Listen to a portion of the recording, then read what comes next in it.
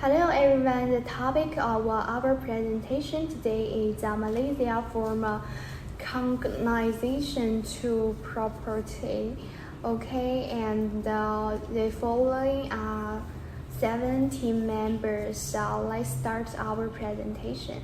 Hello, I'm Lucine Bacchus, and I'm going to talk about my part. So I have the first one, and then I'm going to let my co-worker talk about their own part. So, first of all, thanks to this documentary, we could see the history of Malaysia and how the country could become what it is today, what we know. Through colonization, immigration, economic advancement, and evolution, Malaysia has been developed more and more over the years. Nowadays, Malaysia is a multicultural country, as we know, and has become vast, culturally rich with three major cultures. The first one, obviously, is the Malay. The second one is Chinese, and then Indian. There is many different languages in Malaysia, traditions and habits.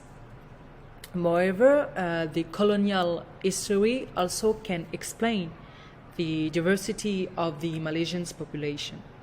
In the case of the ethnic groups present in Malaysia, the Malays speak Bahasa Melayu, and generally they practice Islam. While the Chinese speak Mandarin or other Chinese dialect, for example, Cantonese or Hokkien, depending on their origin, and most of them practice Taoism. Regarding Tamil Indians, they came from South India. They speak Tamil and practice Hinduism. So now we can talk about the economy, because the economy is a huge part of the history of Malaysia, and thanks to economy, Malaysia become what we know today. So regarding economy, Malaysia's dynamic economy is at the heart of the world's fastest growing. Malaysia is a key trading partner in the Association of Southeast Asian Nations, the ASEAN, with a combined population of over 600 million of people. So that's huge. So the economy of Malaysia become very important thanks to the Straits of Malacca. So to sum up everything I said, Malaysia combines modernity and tradition. The country has know how to develop economically. For example, we can take the case of Kuala Lumpur, the capital, or Johor Bahru, who became economic centers in Asia. The country also knew how to open itself to the world, since the Malaysian passport is the 8th most powerful in the world. So thank you so much. I finished my parts, and thank you for listening to me. Avoiding communities' threat and influence. Since the 1930s, each ethnic group has had its own political organization. Malays formed a pan-Islamic organization, while overseas Chinese, influenced by the Communist Party of their home country, organized the Malay Communist Party in 1930, and Indians also participated in the independence movement in their home country. Under the influence, a reflective organization was created. On December 8, 1941, the Japanese army proceeded to the Pacific War and quickly neutralized the British army with a small number of troops and established the military government system. The Japanese imperialism instigated nationalism among the Malays by implementing a policy of alienation, but it didn't work. In response, the Chinese left its armed struggle while the Indians joined hands with Japan. Singapore and Sarawak and Sabah on the island of Borneo were considering joining Malaya after gaining independence from Britain. In 1946, the states of the Malay Peninsula united to establish the Federation of Malaya, and in 1948, the union was reorganized to form the Federation of Malaya, which gained complete independence from Britain in 1957. In 1963, the Commonwealth of Malaya merged with Sabah, Sarawak, and Singapore to form Malaysia by adding Singapore to the name Malay. The member territories could collaborate in terms of economy and trade through the Federation of Malaysia for mutual gain. Indirectly, member territories with more economic resources can help other member territories that are less developed and lack resources. According to Tunku Abdul Rahman, the foundation of Malaysia would encourage economic growth, particularly in the less developed economies of Sabah and Sarawak. Rich natural resources and port functions can be shared and mutually beneficial. The tribes, Aborigines and Muslims who migrated to the land a long time ago, known as Bumiputra, are generally poorer than the Chinese population. Of this, the Chinese descendants make up only 28% of the total population, but they are richer than the other tribes that migrated earlier. When Malaysia broke away from colonial rule, they became economic leaders. In 1969, a mutiny finally broke out. They attacked a Chinese village where only Chinese people lived and terrorized a Chinese cinema where only Chinese people went. The riot provided an opportunity for reflection not only for the ruling party but also for walks of life. The new Prime Minister, Tun Abdul Rasa, formed a policy advisory committee with experts from all walks of life to formulate a long-term development plan for 20 years. Malays, natives and Muslims who had migrated before the Chinese were defined as indigenous. Every indigenous person was supported by an indigenous policy. Bumiputra or Malay Malaysians have priority in receiving support for employment, education, businesses, and affordable housing. Some examples of Bumiputra policy are as follows. An admission quota system that selects more than 70% of national university quota. Malays preferential treatment in hiring civil servants. Pre-sale of a certain percentage of new houses. There are more preferential policies for Malays that has been implemented for a long time in terms of politics, society, and culture. To protect the rights and position of Bumiputra, Malaysia, Sabah, Sarawak, Brunei, and Singapore formed the Federation of Malaysia. The formation concept in Malaysia required to include the entire Brunei region and was not restricted to Malaysia and Singapore. If only Malaysia and Singapore form a partnership, Malaysians will lose the majority of their status. This was due to the fact that Singapore had 80% non-Malay residents.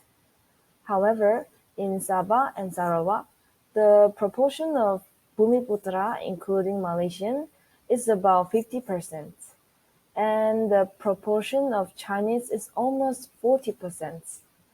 As a result, it was necessary to visit Sabah and Sarawak, which had a similar history to Malaysia, when it was held by British forces, to ensure that Malaysian and Bumiputra status was not jeopardized. So hello doctor, my name is Li Xiaotong and my train number is 1453555. So then I'm going to talking about the racial unity consultation commotion. We know the racial unity, consultation, commotion, evasions, democratic federal partnership that upholding the liberty, justice, and equality. And we know that Malaysia is a mental culture, mental religions, and mental racial nation. So then, to achieve racial harmony, understanding, and cooperation among various community, the most important thing is to develop better under the social condition of peace, tolerance, political stability, and economic programs. And the members of the different community and the public in Malaysia is to varying degree play an important role in promoting and strengthening interracial cooperation and understanding and the peaceful development.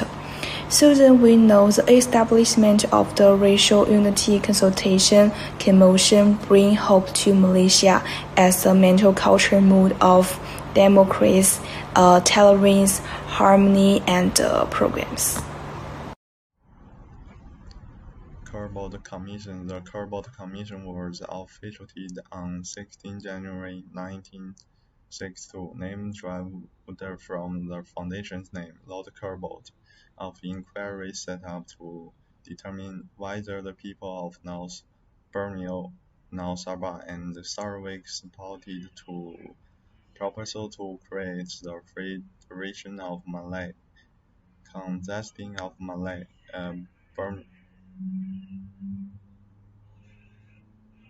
Singapore, North Borneo, and Sarawak.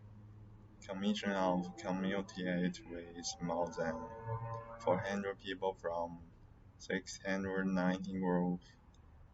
The people in Sabah and Sarawak, their appeals and suggestions were discussed, covered a wide range of strata.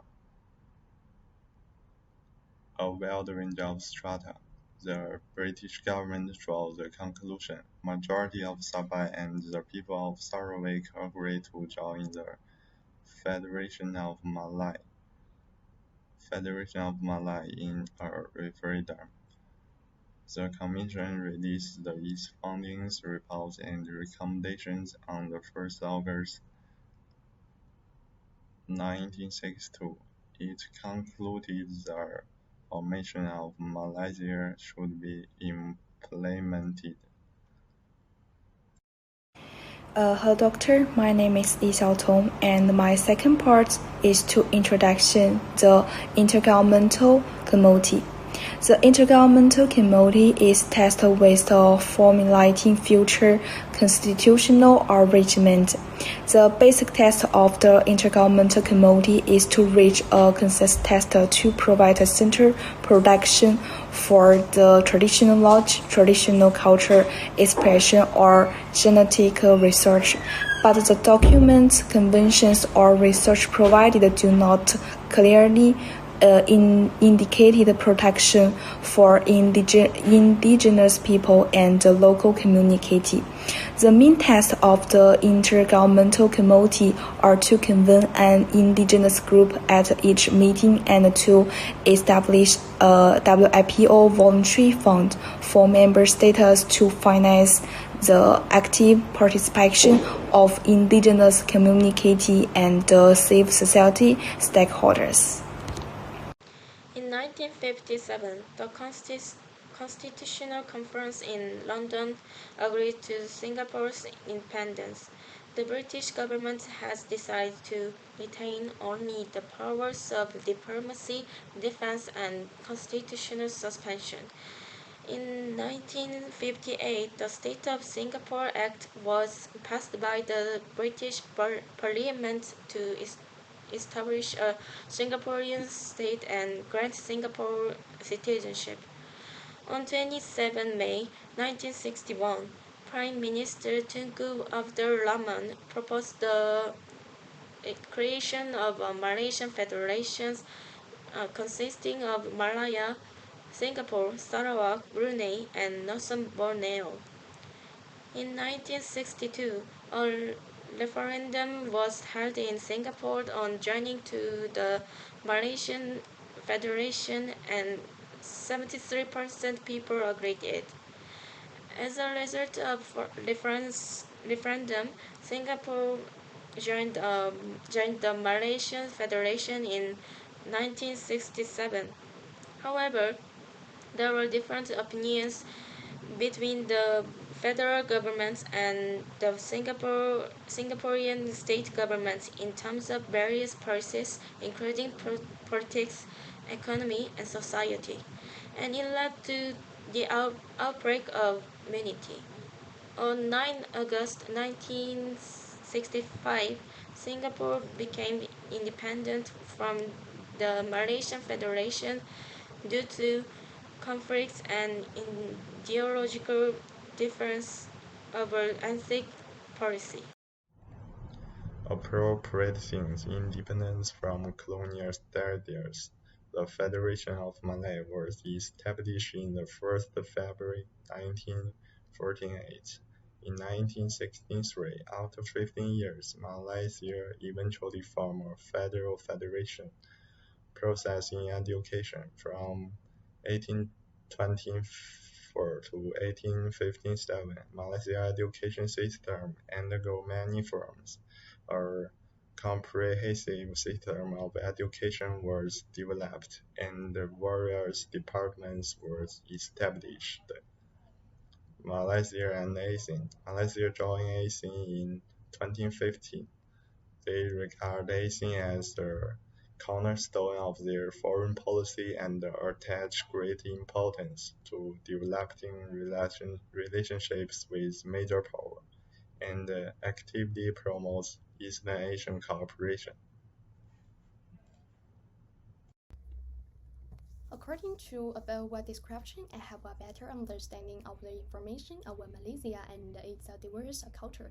Malaysia is a country with a long history, and now it has become a special country in Southeast Asia, and Malaysia is the earliest country in history. This Southeast Asian country was originally composed of different ethnic groups: Chinese, Malays, Indians, and so on. Today, Malaysia is a stable country with a broad economic and cultural profile, open to the world, and one of the emerging countries in Asia. Its economy developed by lapse and bond in the 1990s, and it became one of the four Asian tigers. It has become a remarkably diversified emerging industrial country in Asia and an energy market economy in the world. Apart from this, the information of Malaysia was completed on the basis of the Malaysia agreement signed in 1963 by the United Kingdom, the Federation of Malaysia, Sarawak, North Borneo, and Singapore. In general, if you want to know more about Malaysia, you must learn about its history, because history is the root of our reality, and the presence of any country comes from yesterday. That's all for me. Thank you, everyone. Bye. Thank you for watching. Thank you, everyone. Bye.